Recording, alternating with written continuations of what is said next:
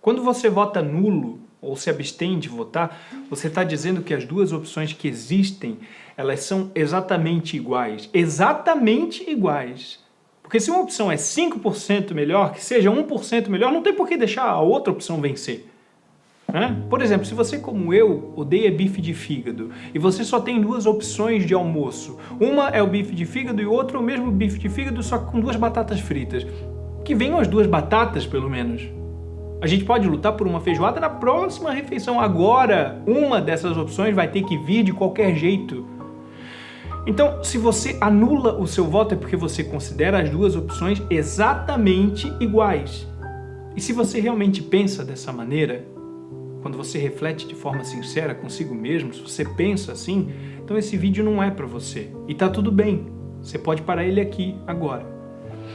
Mas se você que anulou o seu voto ou nem foi votar, tem uma pontinha de dúvida se algo te diz que as duas opções não são iguais, que não dá para comparar um candidato condenado em 3 instâncias, desvio de bilhões, delações de várias pessoas do seu governo, empresas que devolveram bilhões admitindo que houve corrupção. Quem é que devolve bilhões se não for para admitir que houve roubo? Se esses fatos te deixam com um pingo de dúvida, não anule o seu voto, não se abstenha de votar. Se você pesquisar no Google, mapa da votação por estado, você vai ver que no primeiro turno o Brasil se dividiu basicamente em 2. Olha aqui. Parte de baixo, um candidato. Parte de cima, outro. Com uma exceção, olha só. Roraima, lá no canto.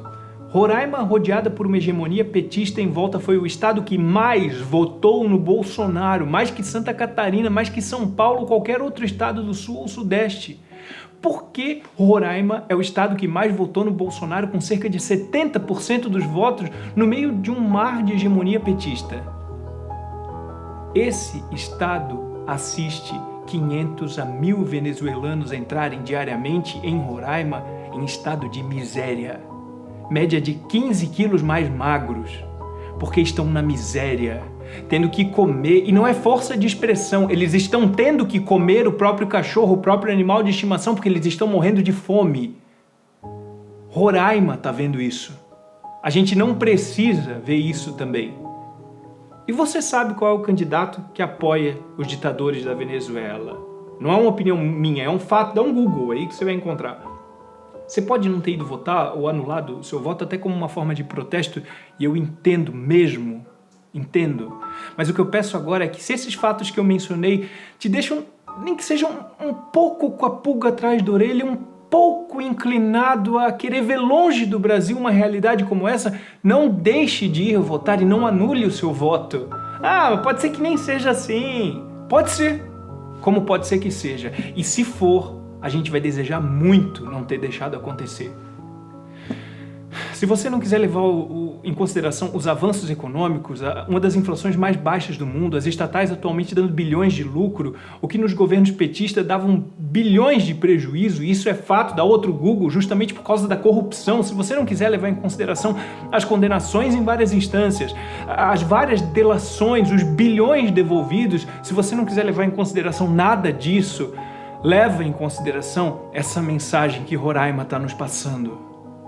Estão apavorados com a realidade que estão vendo na Venezuela. Leve em consideração os próprios venezuelanos que hoje moram no Brasil e, ao serem questionados sobre e se o Lula ganhar, eles afirmam que vão ter que fugir de mais um país, agora do Brasil.